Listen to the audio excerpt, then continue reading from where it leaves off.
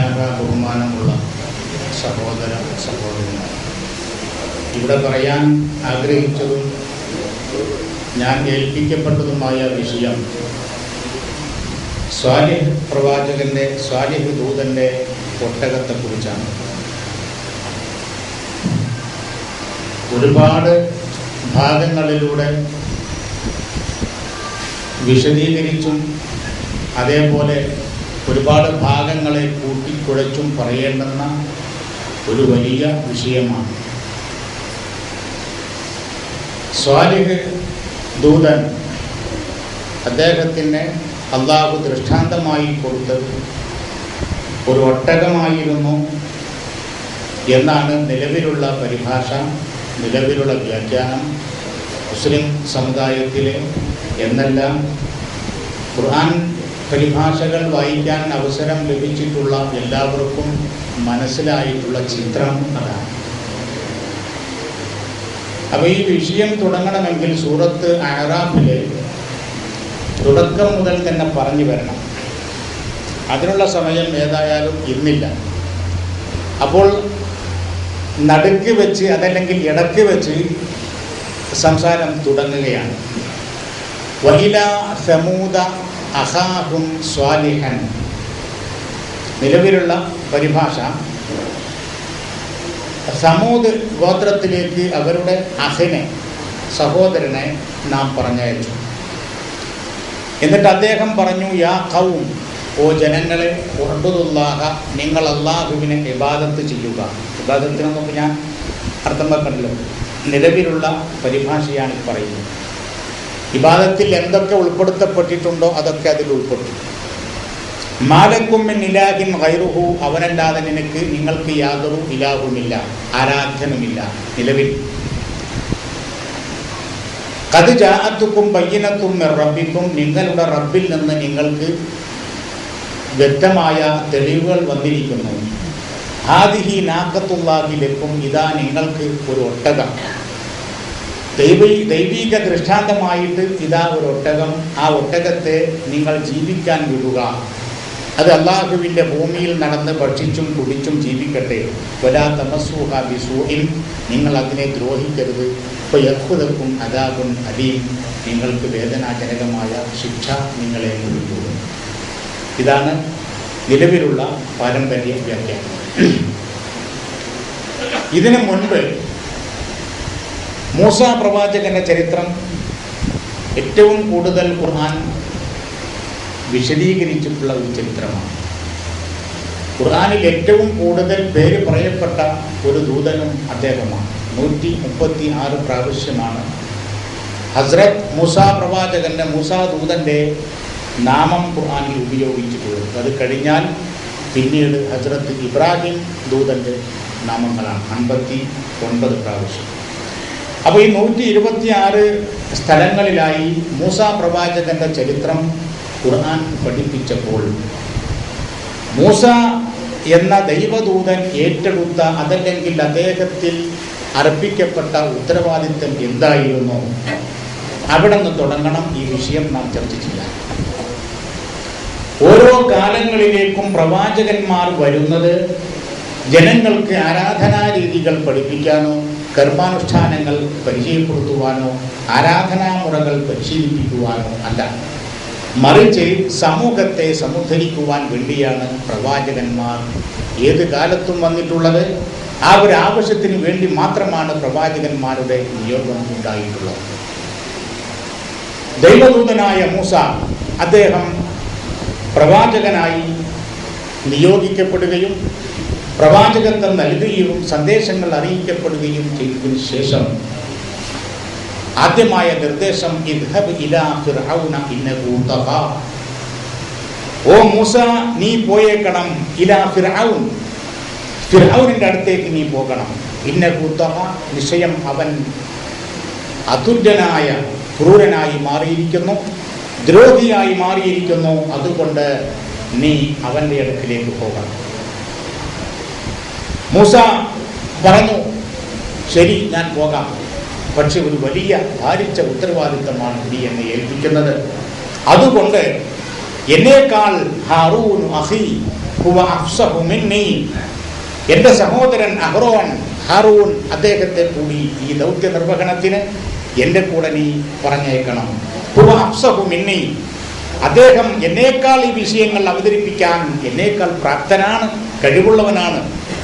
അതുകൊണ്ട് അദ്ദേഹത്തെ കൂടി നിയോഗിക്കണം. ആ അപേക്ഷ കൂടി ദൈവം തമ്പുരാൻ പരിഗണിക്കുകയും ഇദ്ഹബാ ഇലാ ഫിർഔൻ, ആദ്യം പറഞ്ഞത് ഇദ്ഹബ് ഒരു വ്യക്തിയോടുള്ള കൽപ്പന, ദഹബ യദ്ഹബു ഇദ്ഹബ് ഒരു വ്യക്തി, ഇദ്ഹബാ നിങ്ങൾ രണ്ടുപേരും പോകുക അവന്റെ അടുത്തേക്ക്. എന്നിട്ട് എന്താ പറഞ്ഞത്? നമുക്ക് നമ്മുടെ അടുത്തേക്ക് ഒരു പുരോഹിതൻ നിയോഗിക്കപ്പെട്ടാൽ, അതല്ലെങ്കിൽ മുസ്ലിം സമുദായത്തിലേക്ക് നിയോഗിക്കപ്പെട്ട പുരോഹിതന്മാർ ഒട്ടുക ഏത് കാലത്തും പറഞ്ഞിട്ടുള്ളത് എന്താണ്? നിങ്ങൾ നമസ്കരിക്കുകയും നിങ്ങൾ ഹജ്ജ് ചെയ്യുകയും. ഖുർആനികമായ ഹജ്ജിനെ കുറിച്ചല്ല സംസാരിക്കുന്നത്. ഖുർആനിൽ ഒരു ഹജ്ജുണ്ട്, ഖുർആനിൽ ഒരു സക്കാത്തുണ്ട്, ഖുർആനിൽ ഒരു സ്വലാത്തുണ്ട്, ഖുർആനിൽ സദക്കയുണ്ട്. അതൊക്കെ ഖുർആനികമായിട്ട്. പക്ഷെ നിലവിലുള്ള ഒരു പുരോഹിതനെ നമ്മുടെ അരികിലേക്ക് നാം കൊണ്ടുവന്നാൽ, അതല്ലെങ്കിൽ നമ്മിലേക്ക് നിയോഗിക്കപ്പെട്ടാൽ, അയാൾക്ക് നമ്മോട് പറയാനുള്ളത് നിങ്ങൾ നമസ്കരിക്കുകയും നിങ്ങൾ ഹജ്ജ് ചെയ്യുകയും. നിലവിലുള്ള ഹജ്ജ്, നിലവിലുള്ള നമസ്കാരം, നിലവിലുള്ള സക്കാത്ത്, നിലവിലുള്ള സദഖ, ഇതൊക്കെയാണ്. പക്ഷേ ലോകം കണ്ട കിങ്കരൻ ഒരാളും പറഞ്ഞിട്ടില്ല എന്തെന്ന്? ഞാനാണ് ഈ ഉലകത്തിൻ്റെ ദൈവം, ഞാനാണ് ഈ പ്രപഞ്ചത്തിന്റെ ഈശ്വരൻ എന്ന് അന്നേ വരെ ആരും പറഞ്ഞിട്ടില്ലാത്ത അത്രത്തോളം കിങ്കരൻ. അതാണ് ലോകം കണ്ട കിങ്കരൻ ഫറോവ. ആ ഫറോവയുടെ മുന്നിൽ നിന്ന് ഗർജിക്കാൻ മൂസ ഉപയോഗിച്ച തന്ത്രം, അതല്ലെങ്കിൽ വാക്കുകൾ എന്താണെന്നറിയുമോ? അർസിൽ മഅയി ബനി ഇസ്രായേൽ, എൻ്റെ കൂടെ ഇസ്രായേൽ സന്തതികളെ നീ വിട്ടയക്കണം എന്ന്. ഈജിപ്തിന്റെ ഭരണാധികാരി, അവിടുത്തെ മുടിചൂടാ മന്നൻ, ഞാനല്ലയോ ഈ നാട്ടിൻ്റെ ദൈവം, ഇതിന്റെ ഇലാഹ്? ഈ നീൽ നദി ഒഴുകുന്നത് എൻ്റെ കൽപ്പനയോടുകൂടിയല്ലയോ? അവന്റെ ചോദ്യങ്ങളാണിതൊക്കെ. അങ്ങനെയുള്ള ആ ഫറോവയുടെ മുന്നിൽ നിന്ന് ഒരു സിംഹത്തെ പോലെ ഗർജിച്ചു മൂസാ പ്രവാചകൻ. അൻ അർസിൽ മഅയി ബനി ഇസ്രായേൽ, ഇസ്രായേൽ സന്തതികളെ നീ എൻ്റെ കൂടെ പറഞ്ഞു വിടണം. അങ്ങനെ ആ ചരിത്രം അതിവിപുലമാണ്, അതിവിശാലമാണ്. അങ്ങനെ ക്രൂരമായ മർദ്ദന മുറകൾക്ക് ഇരയായിക്കൊണ്ടിരിക്കുന്ന ഒരു വിഭാഗം ജനങ്ങളെ മൂസാ പ്രവാചകന്റെ കൂടെ വിടാൻ അദ്ദേഹം ആജ്ഞാപിച്ചു. നിവൃത്തിയില്ലാത്ത ഒരു ഘട്ടത്തിൽ ഫറോവ അതിന് തയ്യാറാകേണ്ടി വന്നു. അതല്ലെങ്കിൽ ആ അവസ്ഥയിലേക്ക് കാര്യം നീങ്ങി.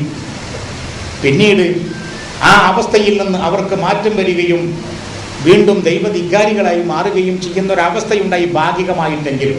ഞാൻ ആ ഭാഗത്തേക്ക് കിടക്കുന്നില്ല. ഇവിടെ എന്തിനു വന്നു മൂസ? ദൈവദൂതനായ മൂസ, പ്രവാചകൻ മൂസ എന്തിനു വന്നു? നമസ്കാരം പഠിപ്പിക്കാനല്ല, മറിച്ച് മറ്റെന്തെങ്കിലും അനുഷ്ഠാന ആചാര മുറകൾ പഠിപ്പിക്കാനല്ല, മറിച്ച് ആക്രമിക്കപ്പെടുന്ന, സമൂഹത്തിൽ നിന്ന് ഒറ്റപ്പെടുത്തപ്പെടുന്ന, ക്രൂരമായി മർദ്ദിക്കപ്പെടുന്ന അടിമകളെ പോലെ അല്ല, അടിമയായി മാറിയിട്ടുള്ള ഈ അവശ വിഭാഗത്തെ ജീവിപ്പിക്കാൻ വേണ്ടി, അവർക്ക് സ്വാതന്ത്ര്യം നൽകുവാൻ വേണ്ടി, മനുഷ്യരെ പോലെ അവർക്ക് ജീവിക്കാൻ ഉള്ള അവസരം നൽകുന്നതിന് വേണ്ടി മൂസ പ്രവാചകൻ രംഗത്ത് വന്നു. ഇങ്ങനെ ഇതിന്റെ തുടർച്ചയായി വഇലാ സമൂദ അഖാഹും സ്വാലിഹ, ഇതിന്റെ പിന്നാലെ പറയേണ്ടുന്ന കുറേ ഭാഗങ്ങളുണ്ട് ഖുർആനിൽ തന്നെ. പക്ഷേ ഞാൻ ആ ഭാഗത്തേക്ക് പോയാൽ സമയം അധികമായി. വഇലാ സമൂദ, സമൂദ് ഗോത്രത്തിലേക്ക് നാം പറഞ്ഞയച്ചു, നാം നിയോഗിച്ചു അഖാഹും സ്വാലിഹൻ, അവരുടെ അഖിനെ. അഖ് എന്ന് പറഞ്ഞാൽ അവർ അറിയുന്ന വ്യക്തിയാണ്. അത് എൻ്റെ അഹാൻ എന്ന് പറഞ്ഞാൽ അതിൻ്റെ അർത്ഥം എനിക്ക് അയാളെ അറിയാം, അയാൾക്ക് എന്നെയും അറിയാം. എൻ്റെ രഹസ്യം അറിയുന്ന, എൻ്റെ പരസ്യം അറിയുന്ന, എനിക്കറിയുന്ന ആൾ. ഏതെങ്കിലും ആ പരിചിതനെയല്ല പറഞ്ഞയച്ചത്, മറിച്ച് അവരിലേക്ക് അവരുടെ അഹിനെ നാം പറഞ്ഞയച്ചു, സ്വാലിഹിനെ പറഞ്ഞയച്ചു. എന്നിട്ട് അവരോട് പറഞ്ഞു യാ ഖൗം, യാ ഖൗം എന്ന് പറഞ്ഞാൽ എൻ്റെ സമൂഹമേ എന്ന, യാ ഖൗമീ എന്നാണ് അതിൻ്റെ. അതുകൊണ്ടാണ് അവിടെ നിങ്ങൾ ഖുർആൻ വായിക്കുമ്പോൾ അവിടെ കെസറാണ് നിങ്ങൾക്ക് കാണുന്നത്. കെസർ, ഏതെങ്കിലും ഒരു സമൂഹമേ എന്ന് പറയുമ്പോൾ യാ ഖൗമു എന്നാണ് പറയേണ്ടത്, യാ ഖൗമു. ഇപ്പൊ സുലൈമാൻ എന്ന് പേരുള്ള ഒരുത്തനെ യാ സുലൈമാനു എന്നാ വിളിക്കാം. എങ്ങനെ? യാ സുലൈമാനു. ഇത് നിങ്ങൾ ഖുർആൻ പിന്നീട് ഭാഷാപരമായി പഠിക്കുമ്പോൾ നിങ്ങൾക്ക് ഉപയോഗപ്പെടാൻ വേണ്ടി കൂടി പറയാണ്. യാ സൈദു എന്നാ വിളിക്കുക. സൈദ് എന്ന് പറയുന്ന ഒരാളിനെ യാ സൈദു എന്നാ വിളിക്കുക. അയാൾ എൻ്റെ സൈദേ എന്ന് വിളിക്കുമ്പോൾ എന്ത് വിളിക്കണം? യാ സൈദി എന്ന് വിളിക്കണം, അല്ലെങ്കിൽ യാ സുലൈമാനി എന്ന് വിളിക്കണം. കട്ടൻ ചായ എടുക്കണ്ട, സുലൈമാനി എന്ന് പറയുന്നു.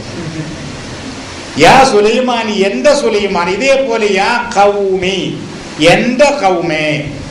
വെറും കൗമാണെങ്കിലോ യാ കൗമു, ഏതെങ്കിലും ഒരു ജനത്തെ ഉദ്ദേശിക്കാൻ. എൻ്റെ ഖൗമേ എന്ന അർത്ഥം കിട്ടണമെങ്കിൽ യാ ഖൗമി എന്ന് വിളിക്കും.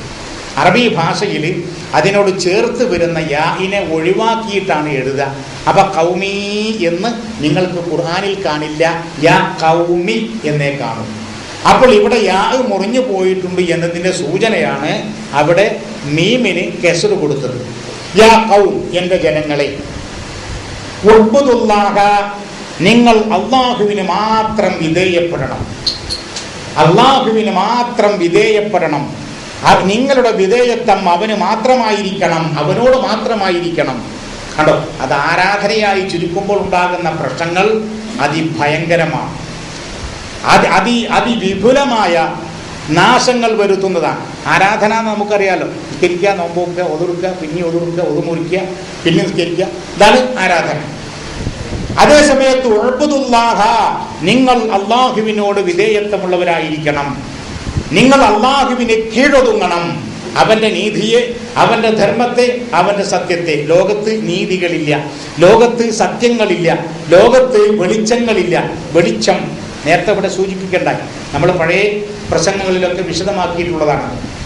അതാണ് ദുലുമാത്ത്, ഇരുളുകൾ, ഇലന്നൂരി, വെളിച്ചത്തിലേക്ക്, ഇരുളുകളിൽ നിന്ന് വെളിച്ചത്തിലേക്ക്. ഹുദ, സന്മാർഗങ്ങളില്ല, സന്മാർഗമേ ഉള്ളൂ. ദുർമാർഗങ്ങളുണ്ട്, ദുർമാർഗങ്ങളുണ്ട്, സന്മാർഗങ്ങളില്ല, സന്മാർഗമേ ഉള്ളൂ. ഇരുളുകളുണ്ട്, വെളിച്ചങ്ങളില്ല, വെളിച്ചമേ ഉള്ളൂ. വെളിച്ചങ്ങൾ ഉണ്ടെങ്കിൽ എന്താ പറയേണ്ടത്? മിനൽ ദുലുമാത്തി ഇലൽ അൻവാർ എന്നാ പറയേണ്ടത്. ഇലൽ അൻവാർ, നൂറ്, അൻവാർ അതില്ല. അൻവാറിന്റെ നൂറ് വിശദീകരിക്കുന്നില്ല. ഉഅ്ബുദുല്ലാഹ, നിങ്ങൾ അള്ളാഹുവിനെ വിധേയപ്പെട്ട് ജീവിക്കണം. മാലക്കും, നിങ്ങൾക്ക് ഇല്ലേ ഇല്ല, മിൻ ഇലാഹിൻ, ഒരു സങ്കേതവും ഒരു പ്രതീക്ഷയും, ഗൈറുഹു, അവരല്ലാതെ. ആരാണ് ഈ അവൻ? ഇപ്പൊ നമ്മുടെ വിഷയം തന്നെ ഇങ്ങനത്തെ വിഷയങ്ങൾ പറയുമ്പോൾ ഇതിൻ്റെ ആ പറഞ്ഞേടം വരെയെങ്കിലും നിങ്ങൾക്ക് ബോധ്യപ്പെടണമെങ്കിൽ ഇങ്ങനെയൊക്കെ പറയണം. മനസ്സിലായോ? ആ പറഞ്ഞേടമെങ്കിലും എവിടെ വെച്ചാൽ നിൽക്കാന്നറിയില്ല. അപ്പൊ ആ നിൽക്കുന്ന സമയം അവിടെ നിൽക്കാനാവുമ്പോൾ നിർത്തും. അപ്പൊ ആ നിൽക്കുന്ന സമയത്ത് ഉള്ളത് മുഴുവനും നിങ്ങൾക്ക് ബോധ്യപ്പെടണം. 2 പ്രസംഗം കേട്ടാൽ, മുമ്പ് ഞാൻ പറഞ്ഞത് 10 പ്രസംഗം കേട്ടാൽ ഒരു പ്രസംഗം നടത്തണം എന്നാണ്. ഇപ്പൊ ഞാൻ പറയുന്നു 2 പ്രസംഗം നിങ്ങൾ കേട്ടാൽ 1 നിങ്ങൾ നടത്താം, ചെറിയ സദസ്സിലേക്ക്. മാലക്കും, നിങ്ങൾക്കില്ലേ ഇല്ല, മിൻ ഇലാഹിൻ, ഒരു പ്രതീക്ഷയും ഒരു സങ്കേതവും, ഗൈറുഹു, അവരല്ലാതെ. ലോകത്ത് നീതി മനുഷ്യർ എല്ലാവരും ആഗ്രഹിക്കുന്നത് അതാണ്. ഇസ്ലാം അംഗീകരിക്കുന്നവനും ഇസ്ലാമിനെ തിരസ്കരിക്കുന്നവനും ദൈവനിഷേധിയും ദൈവവിശ്വാസിയും ആഗ്രഹിക്കുന്നത് നീതിയാണ്, അല്ലെ? എല്ലാവരും നീതിയാണ് ആഗ്രഹിക്കുന്നത്. ആ നീതി നിങ്ങൾക്ക് പരിപൂർണമായും ലഭിക്കുക ഈശ്വരനിൽ നിന്നാണ്, സർവേശ്വരനിൽ നിന്നാണ്, അള്ളാഹുവിൽ നിന്നാണ്. മാലക്കും, നിങ്ങൾക്കില്ല. നിങ്ങൾ ഇന്ന് 100 ആളുകളെ വിധേയപ്പെട്ട് ജീവിക്കുന്നവരാണ്. അതുകൊണ്ടാണ് നിങ്ങൾ ചില ഉദാഹരണങ്ങളിൽ പഠിച്ചവൻ പറഞ്ഞിട്ടുണ്ട്. ആകാശത്തു നിന്നും ചാടി വീണുപോയ പക്ഷിയെപ്പോലെ അത് ഭൂമിയിലേക്ക് എത്തുകയില്ല. ഭൂമിയിലേക്ക് എത്തുന്നതിന് മുൻപ് കഴുകന്മാരും മറ്റും പലതും അതിനെ റാഞ്ചിയും കൊന്നും കടിച്ചും തിന്നും. എന്താ പറഞ്ഞതിൻ്റെ അർത്ഥം? ഒരുപാട് ആലിഹത്തുകളെ, ഒരുപാട് ദൈവങ്ങൾക്ക് വിധേയപ്പെട്ട് ജീവിക്കുമ്പോൾ മനുഷ്യന് സ്വാതന്ത്ര്യമുണ്ടാകില്ല, മനുഷ്യനിൽ നീതി ലഭിക്കുകയില്ല, മനുഷ്യന് സത്യം മനസ്സിലാക്കുവാൻ സാധ്യമല്ല. അപ്പോൾ നിങ്ങളെ ഇല്ലായ്മയിൽ നിന്ന് സൃഷ്ടിച്ച, നിങ്ങളെ നിങ്ങളാക്കി മാറ്റിയ ഇലാഹ്, ആ ഇലാഹ് മാത്രമേ, അവരിൽ മാത്രമേ നിങ്ങൾ പ്രതീക്ഷിക്കേണ്ടതുള്ളൂ, അവനെ മാത്രമേ നിങ്ങൾ വിധേയപ്പെടാൻ പാടുള്ളൂ. ഖദ് ജാഅതുക്കും, നിശ്ചയം ഇതാ നിങ്ങൾക്കിതാ വന്നിരിക്കുന്നു, ബയ്യിനത്തുൻ മിൻ റബ്ബിക്കും, നിങ്ങളുടെ റബ്ബിൽ നിന്ന്, മനുഷ്യനെ അള്ളാഹു എന്നും റബ്ബ് എന്നും പല രൂപത്തിൽ പരിചയപ്പെടുത്തിയിട്ടുണ്ട്. പടിപടിയായി മനുഷ്യനെ ഉയർത്തിക്കൊണ്ടുവരുന്നവൻ എന്ന ഒരർത്ഥം കൂടി ഉൾക്കൊള്ളുന്നതാണ് റബ്ബ്. ജനിച്ചു വീണപ്പോൾ ഏതൊരു കുഞ്ഞിനും ആണാകട്ടെ പെണ്ണാകട്ടെ അമ്മിഞ്ഞപ്പാല് മാത്രമേ ബോധിക്കുകയുള്ളൂ. അത് മാത്രമേ ഭക്ഷിക്കാൻ കുടിക്കാൻ സാധിക്കുകയുള്ളൂ. അതല്ലാത്തതൊന്നും അങ്ങോട്ട് പ്രവേശിക്കാൻ സാധ്യമല്ല, പാടില്ല. ആ സമയത്ത് അത് നൽകി. തൊട്ടടുത്ത ദിവസങ്ങളിൽ പോലും അതവിടെ ലഭ്യമല്ല. പ്രസവത്തോടു കൂടി അതവിടെ വന്നു. ഇങ്ങനെ ഓരോ ഘട്ടവും ഞാനതൊന്നും വിശദീകരിക്കുന്നില്ല. വളരെ വിശാലമായി അള്ളാഹു റബ്ബ് ഓരോ ഘട്ടത്തിലും മനുഷ്യനും മറ്റു ജീവജാലങ്ങൾക്കും വേണ്ടുന്ന വളർച്ചയും സൗകര്യങ്ങളും നൽകി. നിങ്ങളെ അടക്കി ഭരിക്കുന്നവൻ ആരോ അവനല്ലാതെ നിങ്ങൾക്ക് പ്രതീക്ഷയില്ല. അതുകൊണ്ട് ഖദ് ജാഅത്തുക്കും ബയ്യിനത്തുൻ മിൻ റബ്ബിക്കും, നിങ്ങളുടെ റബ്ബിൽ നിന്ന് ഉള്ള വ്യക്തമായ ദൃഷ്ടാന്തങ്ങൾ ഇതാ വന്ന് ഭവിച്ചിരിക്കുന്നു, വന്ന് വീണിരിക്കുന്നു. നിങ്ങൾ എന്ത് ചെയ്യണം? ഇതാ നാക്കത്തുല്ലാഹ്, അള്ളാഹുവിൻ്റെ നാക്കത്ത് ലക്കും, നിങ്ങൾക്ക് വേണ്ടി. ഈ നാക്കത്തിനെയാണ് ഇവിടെ ഒട്ടകം എന്ന് പരിഭാഷപ്പെടുത്തപ്പെട്ടിട്ടുള്ളത്.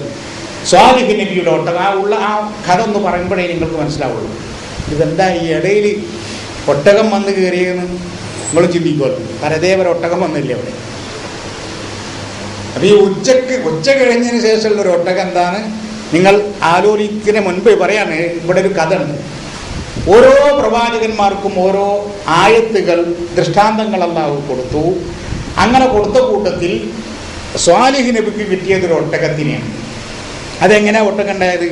ആ ഒട്ടകത്തിന് അമ്മയില്ല, അച്ഛനുമില്ല, സഹോദരനുമില്ല, സഹോദരിയില്ല, ഭാര്യയില്ല, ഭർത്താവുമില്ല. പിന്നെ ഭൂമിയിൽ നിന്ന് ഇങ്ങോട്ട് മുളച്ചതാണ്. അതാണ് ആ ഒട്ടകത്തിൻ്റെ പ്രത്യേകത. ഞാൻ കളിയാക്കി പറയുന്നതല്ല, നിലവിലുള്ള കഥയാണ്. ഭൂമിയിൽ പെട്ടെന്ന് ആളുകൾ ഇങ്ങനെ നോക്കുമ്പോൾ ഒരൊട്ടകം കണ്ട് പൊന്തിയിട്ട് ആ ഒട്ടകത്തെ ചൂണ്ടിക്കൊണ്ട് പറഞ്ഞു. ആര്? സ്വാലിഹ് ദൂതൻ. ആരോട്? ജനങ്ങളോട്. യാഹവും ജനങ്ങളെ, ഹാദിഹി നാക്കത്തുല്ലാഹി ലക്കും, നിങ്ങൾക്ക് പടച്ചോൻ്റെ അടുത്ത് നിന്നുള്ള ഒരു ഒട്ടകത. അതുകൊണ്ട് ഫദറുഹ, നിങ്ങൾ അതിനെ ഒന്നും ചെയ്യരുത്. തൗക്കുൽ ഫി അർദില്ലാഹി, അത് അങ്ങനെ തിന്ന് നടക്കട്ടെ. വലാ തമസ്സൂഹ ബിസൂ, നിങ്ങൾ ദ്രോഹിക്കരുത്. എന്നിട്ട് എന്ത് സംഭവിച്ചു? പറഞ്ഞത് അവർ കേട്ടില്ല. فقال لهم رسول الله ناقة الله وسقياها فكذبوه فعقروها. ഉണ്ടോ? സൂറത്തു ശംസ് വശംസി വദുഹാഹ വൽഖമരി ഇദാ തലാഹ വന്നഹാരി ഇദാ ജല്ലാഹ വല്ലൈലി ഇദാ യഗ്ശാഹ വസ്സമാഇ വമാ ബനാഹ വൽഅർദി വമാ തുഹാഹ വനഫ്സിൻ വമാ സവ്വാഹ ഫഅൽഹമഹാ ഫുജൂറഹാ വതഖ്വാഹ ഖദ് അഫ്ലഹ മൻ സക്കാഹ വഖദ് ഖാബ മൻ ദസ്സാഹ കദ്ദബത് സമൂദ് ബിതഗ്വാഹ ഇദിൻ ബഅസ അഷ്ഖാഹ ഫഖാല ലഹും റസൂലുള്ളാഹി നാഖത്തല്ലാഹി വസുഖിയാഹ. ഇവിടെയാണ് ആ വിഷയം. ഖുർആനിൽ കുറേ സ്ഥലങ്ങളിൽ ആ വിഷയം, ഒരു വിഷയം അവിടെയാണ്. അതിഗംഭീരമായ വിഷയങ്ങൾ ഇങ്ങനെ പറഞ്ഞു വന്നിട്ട് ഇടയ്ക്ക് സ്വാലിഹ് ദൂതൻ പറയുകയാണ്, ഹാദിഹി നാഖത്തുല്ലാഹി ലക്കും, ഇത് നിങ്ങൾക്ക് വേണ്ടിയുള്ള അല്ലാഹുവിൽ നിന്നുള്ള ഒട്ടകമാണ്. ഒട്ടകല്ല, അങ്ങനെ ഒട്ടകല്ല. അതുകൊണ്ട് നിങ്ങൾ അതിനെ ദ്രോഹിക്കരുത്. തൗക്കുൽ ഫി അർദില്ല, അത് ദൈവത്തിന്റെ ഭൂമിയിൽ അത് നടക്കട്ടെ, അതങ്ങനെ തിന്നട്ടെ. വലാ തമസ്സൂഹ ബിസൂഇൻ, നിങ്ങൾ അതിനെ ദ്രോഹിക്കരുത്. എന്താണ് നാഖത്ത്? സത്യത്തിൽ നിലവിലുള്ള കഥയെ സംഹരിച്ചിട്ട് ഇസ്ലാമിനെ സ്ഥാപിക്കാൻ പറ്റുള്ളൂ. ഇതുപോലെ ലാ ഇലാഹ, ലോകത്തൊരു ഇലാഹുല്ല, അള്ളടക്കല്ല എന്നാണ് ആ പറയുന്ന അർത്ഥം. അപ്പറഞ്ഞതിൻ്റെ അർത്ഥം ലാ ഇലാഹ എന്ന് പറഞ്ഞ വാക്കിന് അർത്ഥം അറിയോ? അള്ളടക്കം ഒരു ഇലാഹില്ല എന്നാ. ഇല്ലാത്തവൻ പറയട്ടെ ഇല്ലാന്ന്. ഏതെങ്കിലും ഒരു പണ്ഡിതൻ രംഗത്ത് വരട്ടെ, അങ്ങനെയല്ല അതിൻ്റെ അർത്ഥം ഒരാളും വരില്ല. ലാ ഇലാഹ എന്ന് പറഞ്ഞ വാക്കിന്റെ അർത്ഥം ലോകത്തൊരു ഇലാഹുല്ല എന്നാ, അള്ളടക്കല്ല എന്നാ. പിന്നെ എങ്ങനെ സ്ഥാപിക്കുന്നത്? ഇല്ലല്ലാ. അപ്പോഴാണ് അള്ളാഹനെ സ്ഥാപിക്കുന്നുള്ളൂ. ഇതേപോലെ സംഹരിച്ചേ സ്ഥാപിക്കാൻ പറ്റുള്ളൂ. നിലവിലുള്ള ഈ കഥ ഒന്ന് നിങ്ങൾ മനസ്സിലേക്ക് കൊണ്ടുവരും. ഒരു ഒട്ടകം ഒരു വലിയ സമൂഹത്തോടാണ് സമൂഹത്തിലാണ് സ്വാലിഹ് ദൂതനുള്ളത്. ആ സ്വാലിഹ് ദൂതൻ പറയുന്നു, ഇതാ നിങ്ങൾക്കുള്ള ഒട്ടകം, പടച്ചോൻ്റെ അടുത്തുള്ള ഒട്ടകം, നിങ്ങൾ അതിനെ ദ്രോഹിക്കരുത്, അത് അങ്ങനെ നടന്ന് തിന്നട്ടെ, വെള്ളം കൊടുക്കണം, നീ വെള്ളം കൊടുത്തില്ലെങ്കിലും കുഴപ്പമില്ല, ദ്രോഹിക്കരുത്. അങ്ങനെ എന്ത് ചെയ്തു? ഫഅഖറൂഹ, അവരൊക്കെ കൂടി അതിനകത്തു. ഒരു ഒട്ടകത്തിന് സ്വാലിഹ് ദൂതൻ്റെ ആളുകളൊക്കെ കൂടി അറക്കാൻ മാത്രമുള്ളത് എന്തോ ഒരു പെരുമ്പടപ്പായിരുന്നു എന്ന് നിങ്ങൾ ചിന്തിക്കണം. ഒരു ഒട്ടകം തന്നെ, ഒരു പോത്ത് അല്ലേ, ഏതാണ്ടൊരു പോത്തല്ലേ ഒരു ഒട്ടകം. പണ്ട് മൊയ്ലികൾ പറഞ്ഞ പോലെ മക്കത്തെ കാരക്ക എന്ന് പറയും പോലുള്ള വലുപ്പത്തിലും അല്ലല്ലോ ഒരു ഒട്ടകം. ആ ഒട്ടകം എത്ര വലുതായാലും അത് ഒട്ടകമാണ്. ആ ഒട്ടകത്തെ അറുക്കാൻ സ്വാലിഹ് ദൂതന്റെ സമൂഹം മുഴുവനും വേണോ? അവർ അദ്ദേഹത്തെ വ്യാജമാക്കി, കളവാക്കി, എന്നിട്ട് അതിനെ അറുത്തു. പറയുന്നത് മുഴുവനും നുണയായ എന്ത് ചെയ്യും? ഇതേ നാവ് കൊണ്ട് എന്ത് പറയും? വംറഅത്തി ആഖിറുൻ, കണ്ടോ, അഖർ, അഖറ യഖിറു, വംറഅത്തി ആഖിറുൻ. ഇവരുടെ അർത്ഥം കരെടുത്ത് പറയാ, എന്റെ ഭാര്യ വന്ധ്യയാണ്. യഹ്യാ പ്രവാചകനോട് താങ്കൾക്കൊരു സന്തോഷ വാർത്ത അറിയിക്കുന്ന ഒരു കുട്ടി ഉണ്ടാകാമെന്ന്. കുട്ടിയും ചട്ടിയൊന്നുമല്ല കേട്ടോ.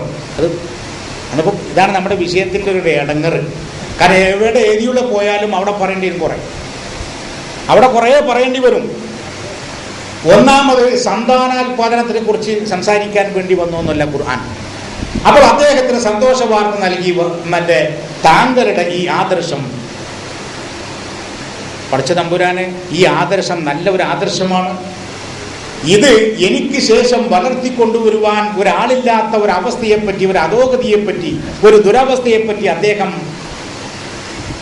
എന്താ പറയാ, അതല്ലെങ്കിൽ വിഷമിച്ചുകൊണ്ടിരിക്കുകയാണ്. അപ്പൊ അദ്ദേഹം പറഞ്ഞു, ഇഷ്തഅലർ റഅ്സു ശൈബൻ വഹനൽ അദമു മിന്നി. ഇതിനൊക്കെ എന്താ അർത്ഥം എന്ന് പറയോ? ഇഷ്തഅലർ റഅ്സു ശൈബൻ, എൻ്റെ തല നരച്ചുപോയി, നിലവിലുള്ള അർത്ഥം.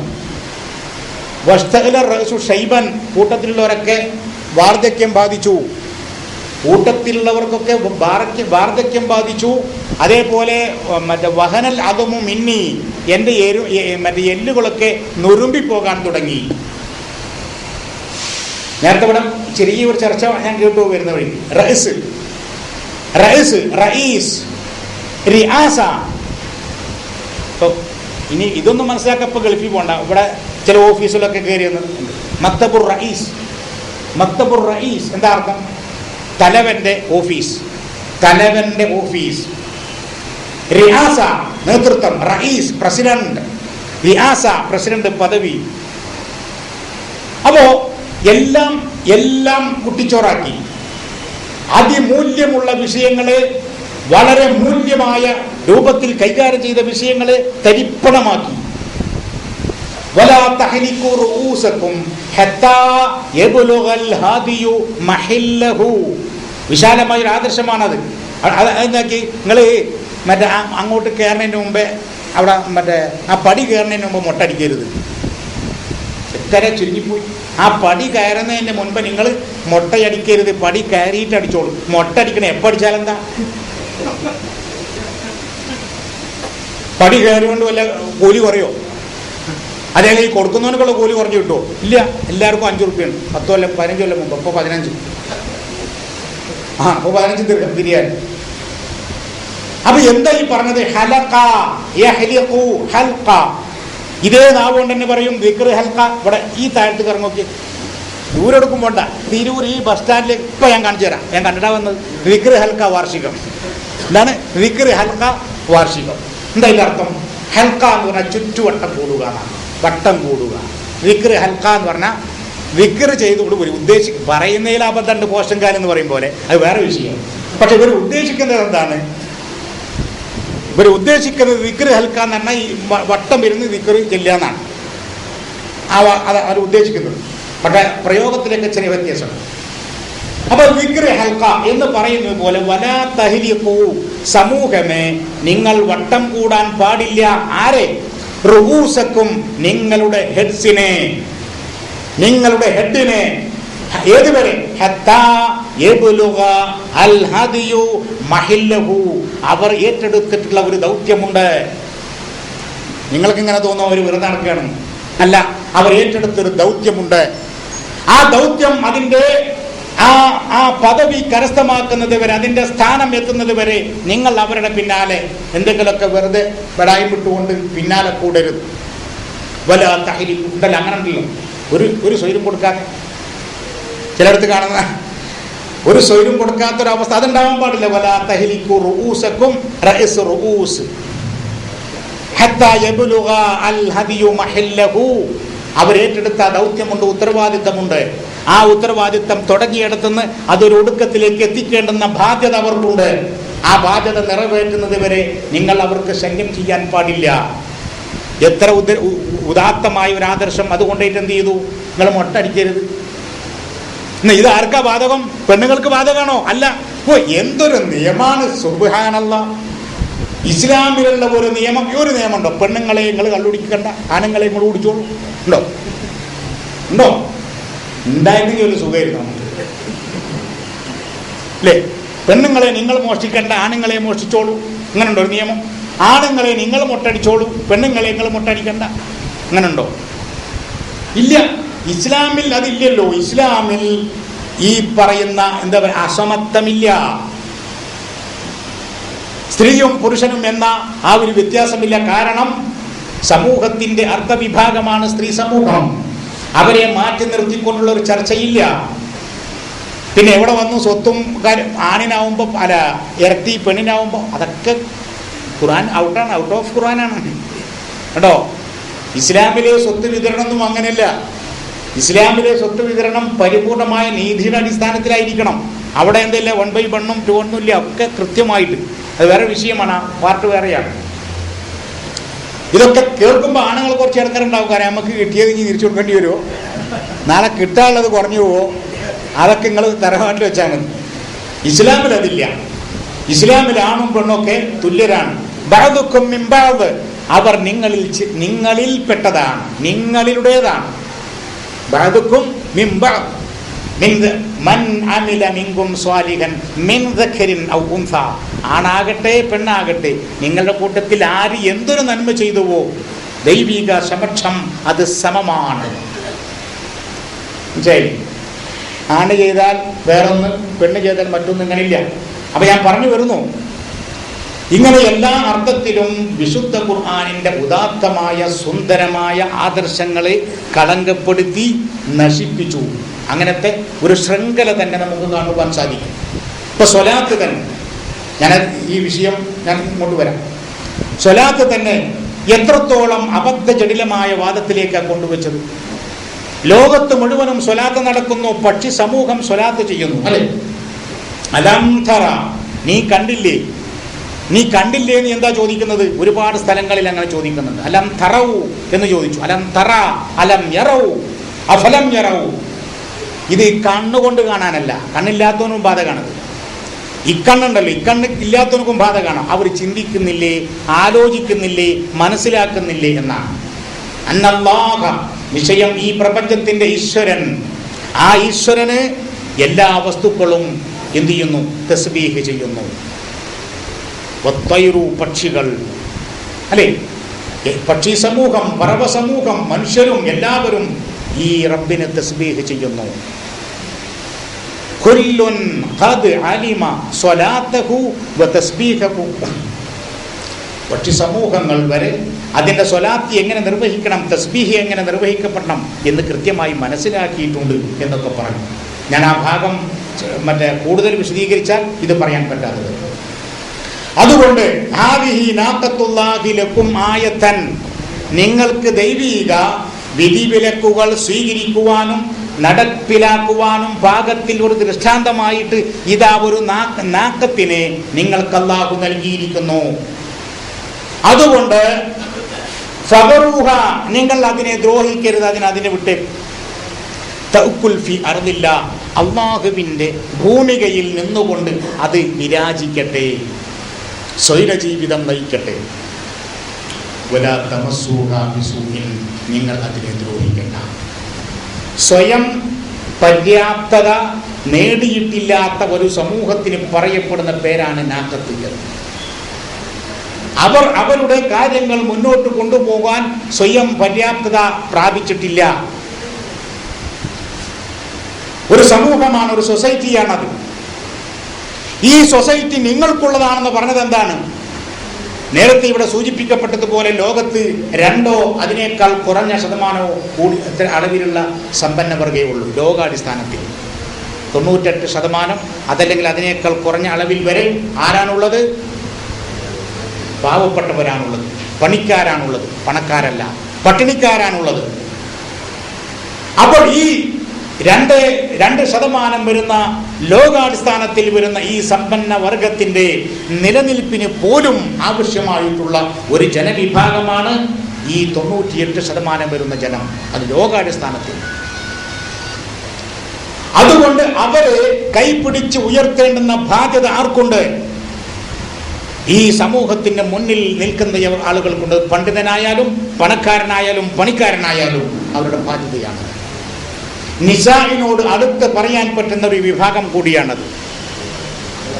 നിസാഇ നമുക്കറിയാലോ, പെണ്ണുങ്ങൾ പെണ്ണുങ്ങൾ പെണ്ണുങ്ങൾ എല്ലായിടത്തും. നിസാഇന് കേൾക്കുമ്പോഴേക്ക് പെണ്ണ്. സൂറത്തുൻ നിസാ, പെണ്ണുങ്ങളെ കുറിച്ച് പറയുന്ന അധ്യായം എന്ന് തന്നെ പേരിട്ടു. സൂറത്തുൻ നിസാ സമൂഹത്തിലെ അധികൃത വിഭാഗത്തെക്കുറിച്ച് ചർച്ച ചെയ്യുന്ന ഒരു ഭാഗമാണത്. ഏതെല്ലാം തരത്തിലുള്ള സാമ്പത്തികമായി പിന്നോക്കം നിൽക്കുന്നവർ, ശാരീരികമായി പിന്നോക്കം നിൽക്കുന്നവർ, മാനസികമായി പിന്നോക്കം നിൽക്കുന്നവർ, ഭൗതികപരമായി അഥവാ ബുദ്ധിപരമായി പിന്നോക്കം നിൽക്കുന്നവർ, അത് സ്ത്രീയാകാം, പുരുഷനാകാം, വൃദ്ധരാകാം, കുട്ടികളാകാം, ഇവരെല്ലാവരെയും ബാധിക്കുന്ന ഒരു വാക്കാണ് അന്നിസാ. അതുകൊണ്ട് ആ വിശുദ്ധ ഖുർആൻ അന്നിസാ എന്ന അധ്യായത്തിൽ തുടങ്ങിയിട്ട് وإن خفتم ألا تقسطوا في اليتامى فانكحوا ما طاب لكم من النساء مثنى وثلاث ورباع. നിങ്ങൾക്ക് ഈ വിഭാഗത്തെ മുന്നോട്ട് നയിക്കാൻ കഴിയില്ല എന്ന് നിങ്ങൾക്ക് ആശങ്കയുണ്ടാകുമ്പോൾ, പേടിയുണ്ടാകുമ്പോൾ അവരെ നിങ്ങൾ എഗ്രിമെന്റ് അടിസ്ഥാനത്തിൽ ഏറ്റെടുക്കണം എന്ന് പറഞ്ഞത്. അത് പെണ്ണെട്ടലാക്കി. ഒരു കുടുംബത്തെ നോക്കാൻ കഴിയില്ല നിങ്ങൾക്ക് പേടിയുണ്ടാവുമ്പോൾ 4 പെണ്ണെട്ടിക്കോളൂ. ഇവരൊക്കെ തലക്ക് വെടിവെച്ചിട്ട് പിന്നെ കുത്തിക്കൊല്ലണം. എന്തൊരാക്രമം! ഇതിന് അക്രമം എന്ന് പേരിട്ടാ മതിയോ? വൈൻ ഹിഫ്തും, നിങ്ങൾക്ക് പേടിയുണ്ടെങ്കിൽ. എന്താ പേടി? അല്ലാ തുഖ്സിതു ഫിൽ യതാമ, യതീമുകളുടെ വിഷയത്തിൽ അവരെ വളർത്താൻ നിങ്ങൾക്ക് കഴിയില്ല എന്ന് നിങ്ങൾക്ക് പേടിയുണ്ടാകുമ്പോൾ, എന്നിട്ട് അതിനൊരു കുരുത്തം കെട്ട വ്യാഖ്യാനം കൊടുത്തിട്ടാണോ നിങ്ങൾ? അതാ രസം. അതായത് നിങ്ങൾ യതീം കുട്ടിയാണ് നിങ്ങൾ കെട്ടിയാൽ നിങ്ങൾ എന്ത് ചെയ്യും? ഒരു പക്ഷെ ആ കുട്ടിയെ ദ്രോഹിക്കാൻ സാധ്യത ഉണ്ട്. എന്താ കാരണം? ചോദിക്കാൻ ആരുമില്ലല്ലോ. കൊടുത്ത ഇതിനാ ഞാൻ പറഞ്ഞത്, വെടിവെച്ച് കുറ്റിക്കൊള്ളുന്നതാണ്. എന്നിട്ട് എന്ത് ചെയ്യുക? ഒരു കുട്ടീനെ, ഒരു യതീം കെട്ടിനെ നിങ്ങൾ ചിലപ്പോൾ ഇടങ്ങറാക്കിയാലോ, ചോദിക്കാൻ ആരുമില്ല. അപ്പം അതിൻ്റെ പേരിൽ നിങ്ങൾ ചോദിക്കാൻ ആൾക്കാരുള്ള മക്കളെ 4, 5, 6 കെട്ടിക്കോളി. അപ്പം എന്താവും? ചോദിക്കാൻ ആൾ വരും, നിങ്ങൾക്ക് അടിയും കിട്ടും. ഇവൻ്റെയൊക്കെ തല ഉണക്കാനും കൂടി പറ്റില്ല.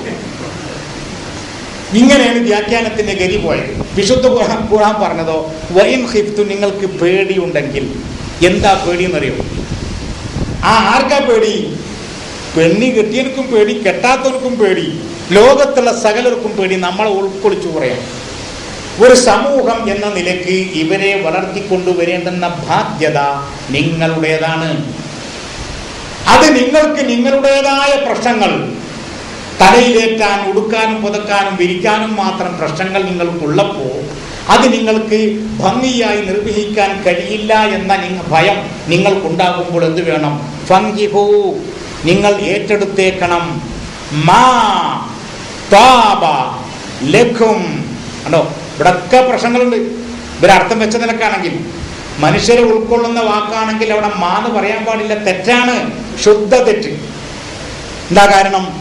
മാ എന്ന് പറയുന്ന സാധനം ലാ യുസ്തഅ്മലു ലിൽ ആഖിൽ, അത് മനുഷ്യർക്ക് ഉപയോഗിക്കൂല. മാ എന്ന് പറയുന്ന സാധനം ഇതിനെന്താ പറ്റി ചോദിക്കുന്നത്? മാ ഹാദിഹി എന്നാ ചോദിക്കുക. എന്താ അർത്ഥം? ഇതെന്താണ്? എന്താ കാരണം? ഇത് മോമൂട്ടിയല്ല, മൊബൈൽ ഊട്ടി ആയതുകൊണ്ട് കണ്ടോ.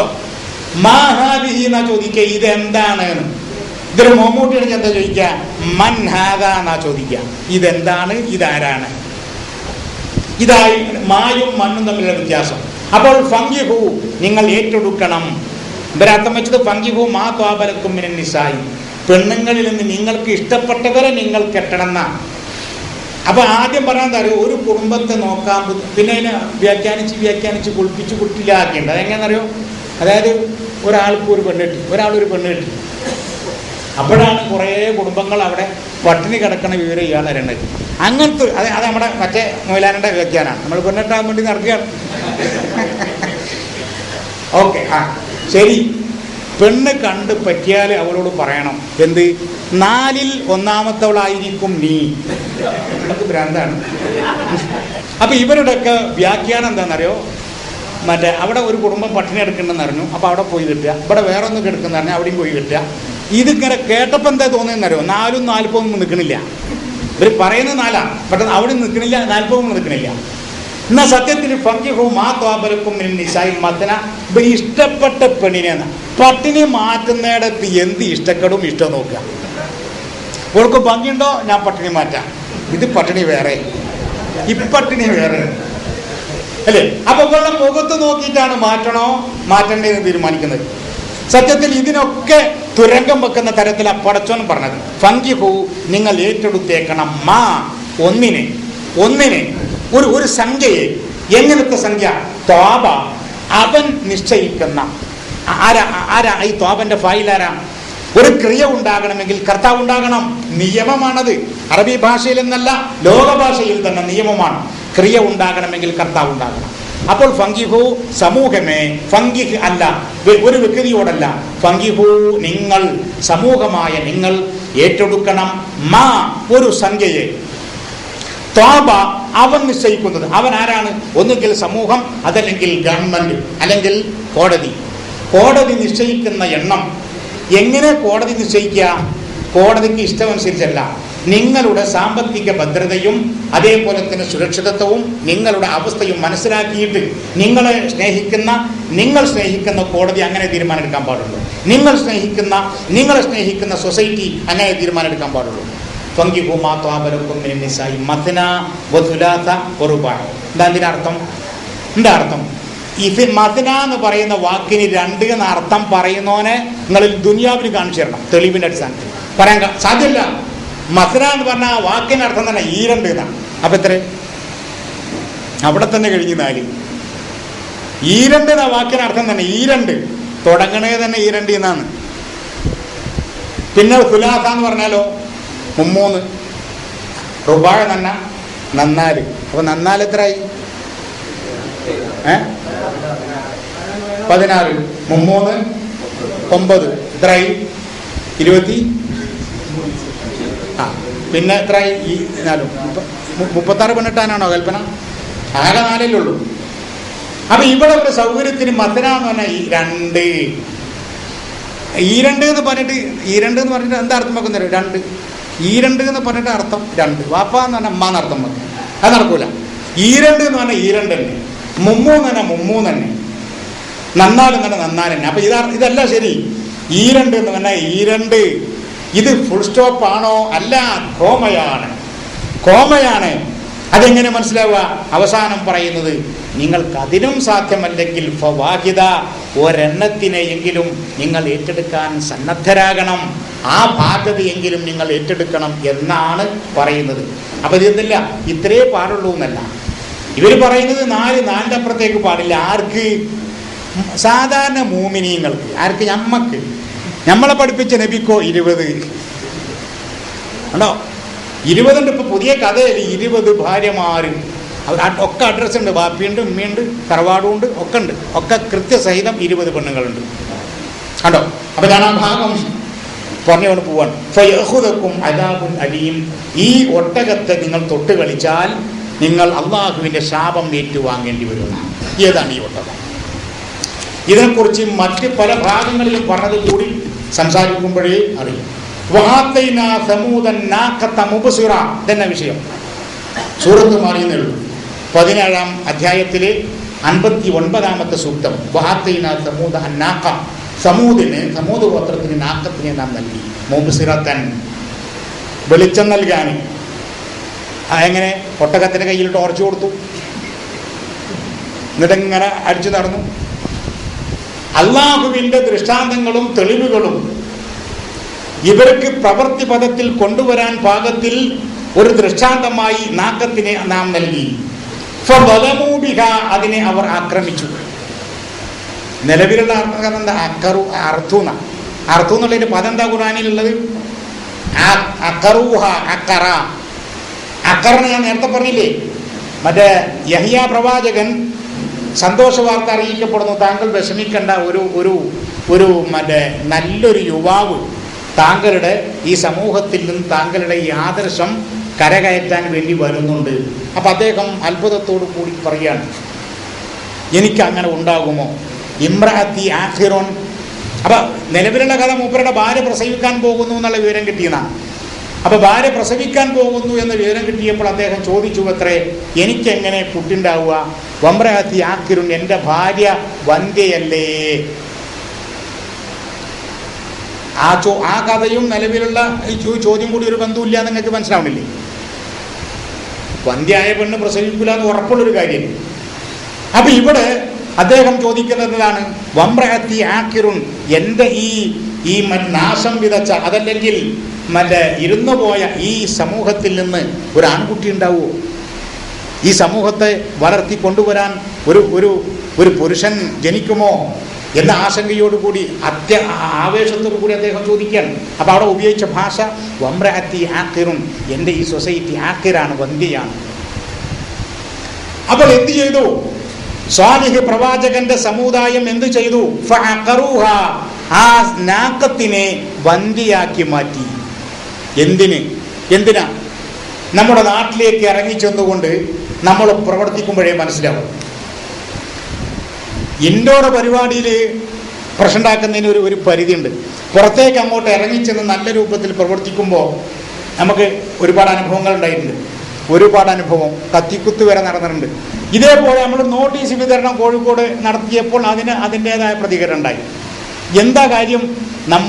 നമ്മൾ ഇവരോട് എന്താ പറയുന്നത്? അക്രമം ഉണ്ടാക്കാനല്ല, പ്രശ്നങ്ങൾ സൃഷ്ടിക്കാനല്ല, പ്രശ്നങ്ങൾ ഉണ്ടാക്കരുത്, മതത്തിനെ ഭീകരമാക്കി അവതരിപ്പിക്കരുത്, ഇല്ലാത്ത ആചാരങ്ങൾ അനുഷ്ഠിക്കരുത്, ഈ സമൂഹത്തെ കഷ്ടപ്പെടുത്തരുത്, ഇല്ലാത്ത വേണ്ടാത്ത പണപ്പിരിവ് നടത്തരുത്, അല്ലേ?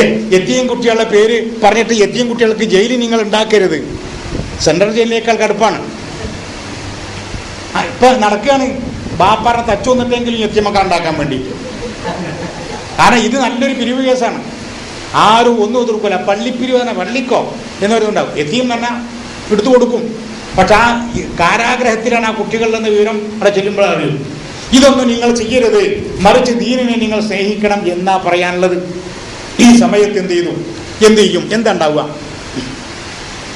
എന്തിന്? നമ്മുടെ മുന്നിൽ ജീവിക്കുന്ന തെളിവില്ലേ? നമ്മുടെ സ്മര്യ പുരുഷൻ, ഒരിക്കലും മരിക്കാത്ത പുരുഷൻ, അല്ലെ? ഈ നൂറ്റാണ്ടിന്റെ യുഗപുരുഷൻ, ഈ നൂറ്റാണ്ടിന്റെ ഷഹീദ്, ഇനിയുള്ള നൂറ്റാണ്ടുകളെ മുഴുവനും ഷഹീദ് ചേകനന്മാരുടെ മരണം. അദ്ദേഹം എന്താ ചെയ്തത്? ആരെങ്കിലും ദ്രോഹിച്ചോ? ആർക്കെങ്കിലും എന്തെങ്കിലും ദ്രോഹം ചെയ്തോ? ഇല്ല. പക്ഷെ എന്ത് ചെയ്തു? ഫഅഖറൂഹ, അതിനെ ഒരു വന്ധ്യരാക്കാൻ ശ്രമിച്ചു. അതുണ്ടായി. ഇവര് പരസ്പരം കടിച്ചു കീറുന്നവരാണ് ആദർശപരമായിട്ട്, പക്ഷെ കൊല്ലുന്നില്ല. എന്താ കാരണം? തൽക്കാലം എല്ലാവർക്കും പിടിച്ചു നിൽക്കാൻ മരുന്നുള്ളതുകൊണ്ടാണ്. അതേസമയം മൗലയുടെ മുന്നിൽ ഇവർക്കുള്ള എല്ലാ മരുന്നുകളും വെച്ചാലും അത് തകർക്കപ്പെടുമെന്ന ഉറപ്പായ ആ ബോധമുള്ളത് കൊണ്ട് അദ്ദേഹത്തെ ഫഅഖറൂഹ, വന്ധ്യരാക്കാൻ നോക്കി. ആദർശത്തെ അതല്ലാതെ കേവലം ഒരു ഒട്ടകം, ആ ഒട്ടകം അവിടെ ഭൂമിയിൽ നടന്ന് മുഴുവൻ തിന്നുകൊണ്ട് എന്താ ഈ സ്വാലിഹ് കൗമിന്റെ ആളുകൾക്ക് പ്രശ്നം? ഒന്ന് ആലോചിച്ച് നോക്കി നിങ്ങൾ. ഇപ്പൊ അറേബ്യയിൽ മുഹമ്മദ് നബി എന്ത് ചെയ്തു? മുഹമ്മദ് പ്രവാചകൻ, മുഹമ്മദ് ദൂതൻ എന്താ ചെയ്തത്? ഭിന്നിപ്പിച്ച് കിടന്നിരുന്ന ഒരു സമൂഹത്തെ അദ്ദേഹം എന്ത് ചെയ്തു? ഇത്തഹദ് അലൽ അറബിയ, ഇത്തിഹാദ് ഉണ്ടാക്കി അദ്ദേഹം. ഇത്തിഹാദ്, യുണൈറ്റ്, അല്ലേ? അദ്ദേഹം ഇപ്പോൾ അവിടെ നമ്മുടെ UAE ഇല്ലേ, യുണൈറ്റഡ് അറബ് എമിറേറ്റ്സ്, 7 രാജ്യങ്ങളാണത്. 7 രാജ്യങ്ങളാണത്.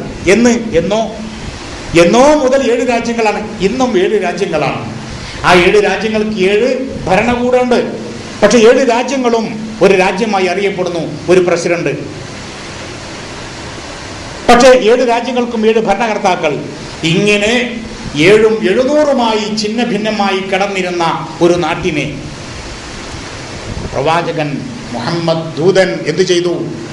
ഒന്നിച്ചു ഒരു കുടക്കീഴിലാക്കി. അന്നവർ ആക്രമിക്കപ്പെട്ടിരുന്നു, അന്നവർ അനീതി ചെയ്യപ്പെട്ടിരുന്നു. ഭിന്നിച്ച് ഭരിക്കപ്പെടുമ്പോൾ അവർ ആക്രമിക്കപ്പെട്ടു, അവർക്കുള്ള അവകാശങ്ങൾ നിഷേധിക്കപ്പെട്ടു, അവരല്ലാതെയായി മാറി, അവരുടെ സ്വാതന്ത്ര്യങ്ങൾ നിഷേധിക്കപ്പെട്ടു. പക്ഷേ അവരൊന്നാണെന്ന ബോധമുണ്ടാക്കിയപ്പോഴോ അവർക്ക് നഷ്ടപ്പെട്ടു പോയ അവകാശങ്ങൾ പോലും തിരിച്ചു കിട്ടി. അവർ സ്വതന്ത്രരായി. അവരോട് പറഞ്ഞു, നിങ്ങൾ ജന്മനാ സ്വതന്ത്രരാണ്. നിങ്ങൾ വിധേയപ്പെടേണ്ടത് അള്ളാഹുവിനോട് മാത്രമാണ്, ഈ പ്രപഞ്ചത്തിന്റെ സൃഷ്ടാവിനോട്, ഈ പ്രപഞ്ചത്തിന്റെ റബ്ബിനോട്.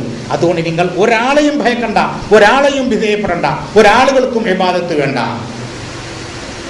അവർക്ക് സ്വർഗം കിട്ടിയതുപോലെയായി. ഓ, ഇതാണോ?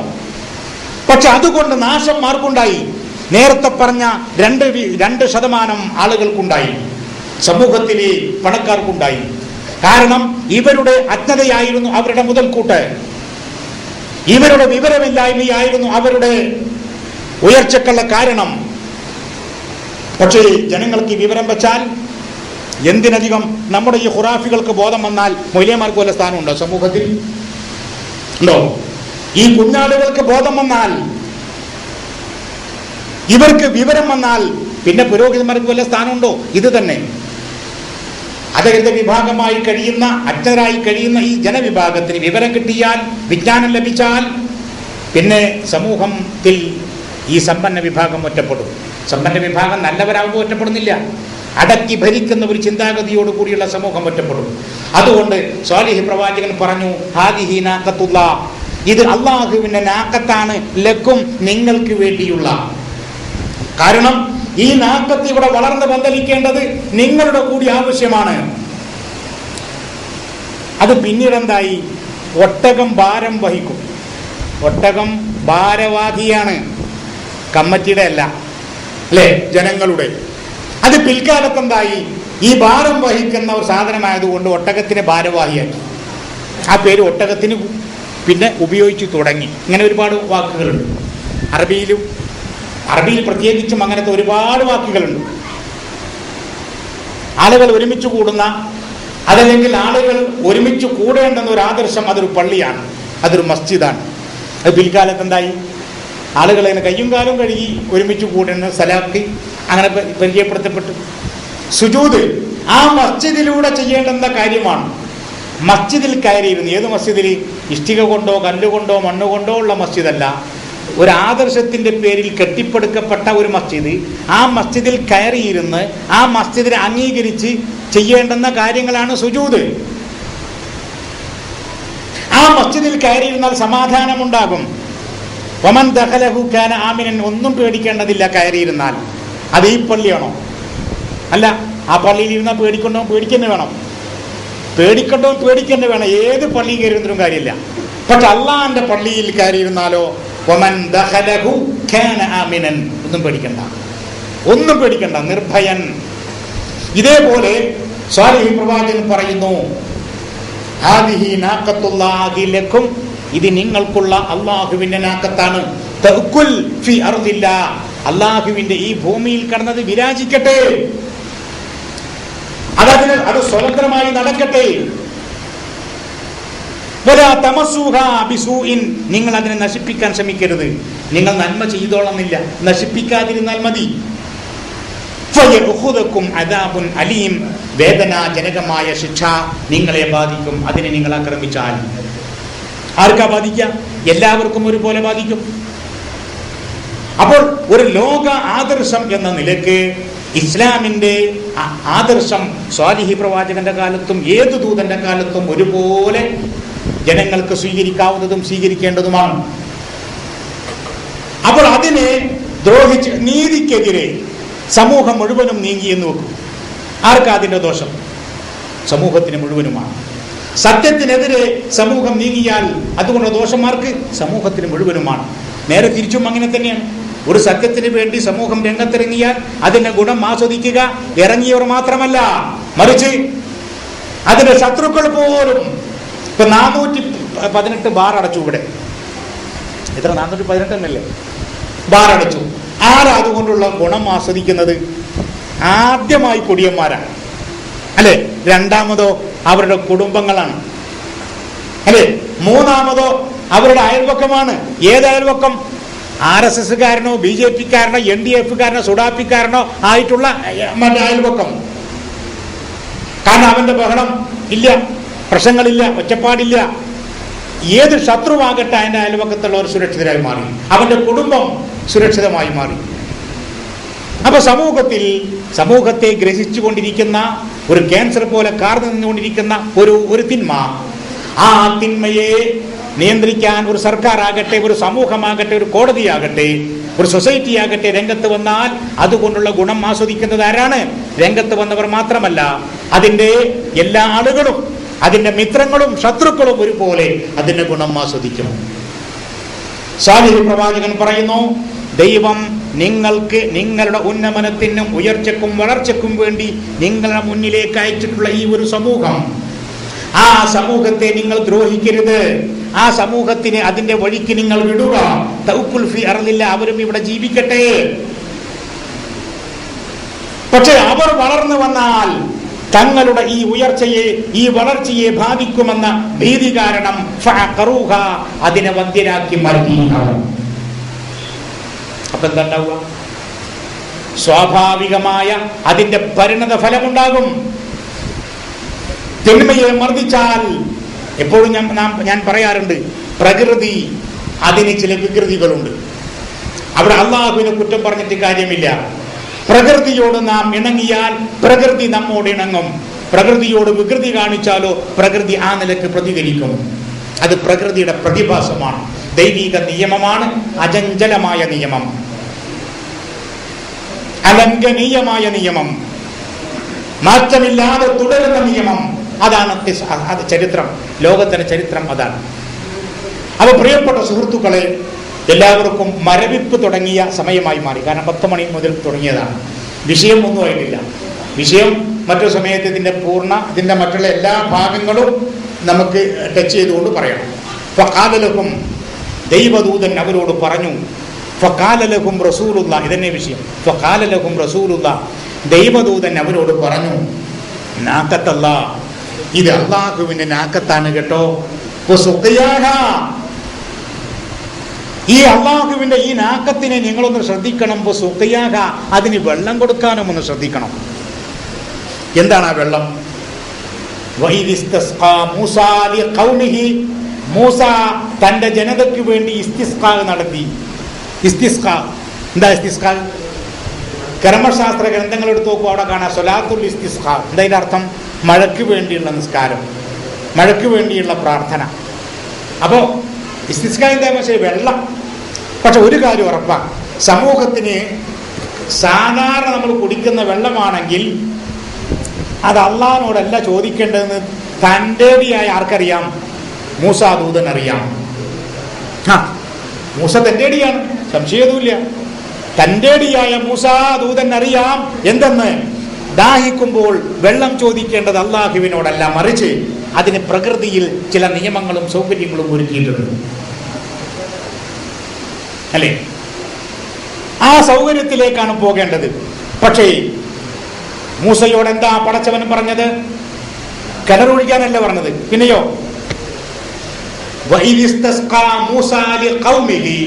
മൂസ തന്റെ ജനത്തിന് വേണ്ടി ഇസ്തിസ്ഖാ നടത്തി, അവരുടെ ദാഹം തീർക്കാൻ ആവശ്യപ്പെട്ടു. അപ്പോൾ ദൈവത്തിന്റെ പ്രഖ്യാപനം,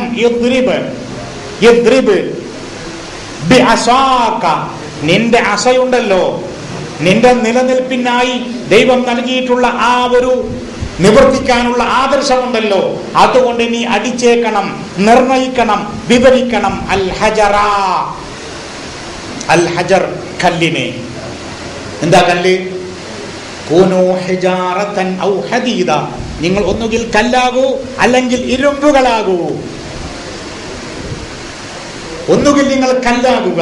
ഈ പറയുന്നതൊന്നും നിങ്ങൾക്ക് മനസ്സിലാകുന്നില്ലേ? ഇതൊന്നും ഉൾക്കൊള്ളാൻ നിങ്ങൾ തയ്യാറില്ലേ? എങ്കിൽ കൂനു, നിങ്ങൾ ആയിക്കോളൂ, ഹിജാറ, കല്ല്, ഔ ഹദീദ, അല്ലെങ്കിൽ ഇരുമ്പ്. എന്ന് പറഞ്ഞാൽ മുന്നിൽ നിൽക്കുന്ന ആളുകളൊക്കെ ഇരുമ്പ് തണ്ടായിട്ട് നാളെ പെരണ്ടാക്കാന്നാണോ? അല്ല, അതൊക്കെ പറക്കിക്കൊണ്ടുപോയിട്ട് പെരണ്ടാക്കാന്നാണോ കല്ലായിട്ട്? അല്ല, മനസ്സിന്റെ കടുകട്ടി.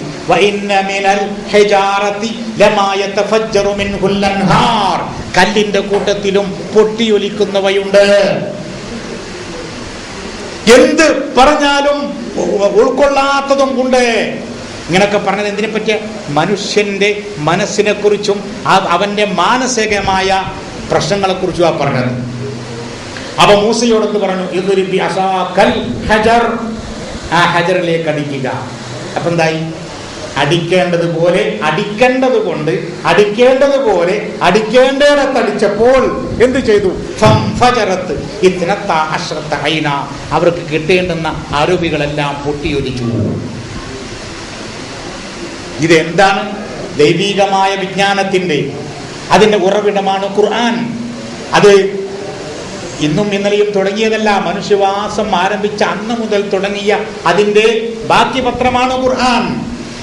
അതിന്റെ മറ്റു പേരാണ് അൽ കിതാബ്. ആ അൽ കിതാബിന്റെ ഒരു ഭാഗമാണ് ഖുർആൻ. ആ അൽ കിതാബുകളിൽ ഖുർആൻ പറഞ്ഞതിന്റെ ബാക്കി പത്രം. അതാണ് യഹ്യയ്ക്കും നിങ്ങളെ ജീവിപ്പിക്കും എന്ന് പറഞ്ഞത്. ഇതാണ് നിങ്ങൾക്ക് ജീവൻ നൽകുന്ന മരുന്ന്. ഈ മരുന്ന് നിങ്ങൾക്ക് ആസ്വദിക്കാൻ സാധിച്ചില്ലേ? നിങ്ങൾ ആരാണ്?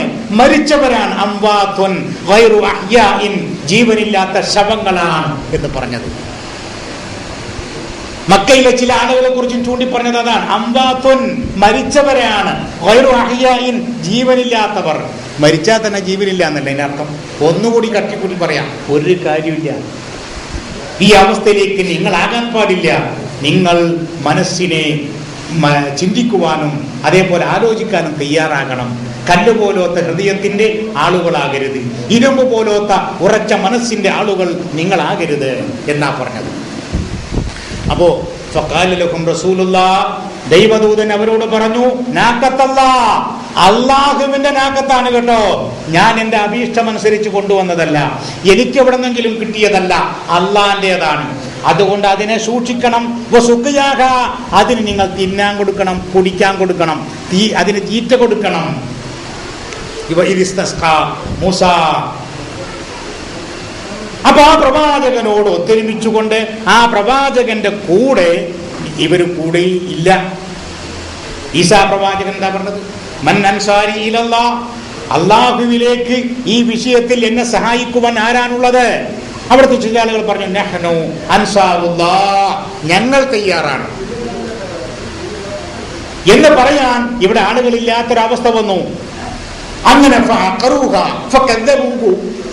അവർ അദ്ദേഹത്തെ കളവാക്കുകയും, ശ്രദ്ധിക്കണേ, ഈ വശംസി വദുഹാഹ എന്നുള്ള സൂറത്തിൽ തെപ്പി പറയുന്നത്, ഫഖാല ലഹും റസൂലുള്ളാഹി നാഖത്തല്ലാഹി വസുഖിയാഹ, അള്ളാഹുവിന്റെ നാക്കത്താണ്, അള്ളാഹുവിന്റെ സൊസൈറ്റിയാണ്, അതുകൊണ്ട് അതിനെ നിങ്ങൾ ശ്രദ്ധിക്കണം, അതിന് കുടിക്കാൻ കൊടുക്കുന്ന കാര്യവും നിങ്ങൾ ശ്രദ്ധിക്കണം. ഫകദ്ദബൂഹു, അവർ അദ്ദേഹത്തെ വ്യാജമാക്കി, ഫഅഖറൂഹ, അതിനെ അവർ വന്ധ്യമാക്കുകയും ചെയ്തു. അപ്പൊ എന്താ ഉണ്ടാവുക? ഫദന്ദമ അലൈഹിം റബ്ബുഹും ബിദംബിഹിം ഫസവ്വാഹ, ദൈവത്തിന്റെ കോപം അവരിൽ ഇറങ്ങി. എന്താ ഈ പറഞ്ഞത്? ദൈവത്തിന്റെ കോപം എന്ന് പറഞ്ഞാൽ ഞാൻ നേരത്തെ പറഞ്ഞതുപോലെ മനസ്സിലാക്കണം. ദൈവത്തിന്റെ കോപം ഇറങ്ങുക എന്ന് പറഞ്ഞാൽ നീതിക്കെതിരെ മതമുള്ളവൻ പ്രവർത്തിച്ചാലും, ഈശ്വരവിശ്വാസി പ്രവർത്തിച്ചാലും, നിരീശ്വരവാദി പ്രവർത്തിച്ചാലും, തിന്മക്കെതിരെ പ്രവർത്തിച്ച് നന്മക്കെതിരെ പ്രവർത്തിച്ചാൽ അതിന്റെ അനന്തര ഫലം അനുഭവിക്കും. ഒരു സംശയം അതിലില്ല. കണ്ടോ? ഒരു ഇത്തിരി മണ്ണെണ്ണ എടുത്തിട്ട് ആപ്പിൾ ജ്യൂസാന്ന് പറഞ്ഞ് കുടിച്ചാൽ എന്താ പാട്? നേരെ തിരിച്ച് വേറെ വല്ല വിഷം കുടിച്ചാൽ എന്താ പാട്? അപ്പൊ ചായപ്പൊടിയുടെ മേലെ പഞ്ചസാര എന്ന് എഴുതിയാൽ, അല്ലെങ്കിൽ പഞ്ചസാരയുടെ മേലെ ചായപ്പൊടി എന്ന് എഴുതിയ ഉറുമ്പ് വരാതിരിക്കില്ല. അപ്പൊ നീതിക്കെതിരെ ആര് പൊരുതിയാലും അതിന്റെ ഫലം അപായമായിരിക്കും, അപകടമായിരിക്കും. നേരെ തിരിച്ചും അങ്ങനെ തന്നെയാണ്. നന്മയ്ക്ക് വേണ്ടി പ്രവർത്തിക്കുന്നവൻ വിശ്വാസിയായിക്കൊള്ളണമെന്നില്ല. അവൻ ഏത് വിശ്വാസക്കാരൻ, അതിന്റെ ഫലം അവനും ലഭിക്കും, മറ്റുള്ളവർക്കും ലഭിക്കും. ഇങ്ങനെ ഇന്നല്ല ഇതിനേക്കാൾ കൂടുതലും വിശാലമായി പറയേണ്ടുന്ന ഒരു വിഷയം കൂടിയാണ്. ഇതോടൊപ്പം തന്നെ മറ്റു പ്രവാചകന്മാരുടെ ഹിസ്റ്ററി കൂടി പറയണം ഖുർആനിലൂടെ. അപ്പോഴേ അതിന് പരിപൂർണ ഇതാ ലഭിക്കുകയുള്ളൂ. അവസരം ഇല്ലാതെയായിപ്പോയി. ഇൻഷാ അല്ലാഹ് മറ്റു സമയത്ത് നമുക്ക് അതിൻ്റെ പൂർണ്ണതയിൽ സംസാരിക്കാം എന്ന് പറഞ്ഞുകൊണ്ട് തൽക്കാലം നിർത്തുകയാണ്. ചർച്ചകളും അതേപോലെ പഠനവും മുന്നോട്ട് കൊണ്ടുപോകണം. ഒരിക്കൽ പോലും ഇത് അവസാനിപ്പിക്കാതെ അവസരങ്ങൾ ഈ ഒരു വിജ്ഞാനം കരസ്ഥമാക്കാൻ പാകത്തിൽ നിങ്ങൾ ഉണ്ടാക്കണമെന്ന് വളരെ വിനയപൂർവ്വം അഭ്യർത്ഥിച്ചുകൊണ്ട് തൽക്കാലം നിർത്തുന്നു. എല്ലാവർക്കും നന്ദി, നമസ്കാരം, അസ്സലാമു അലൈക്കും.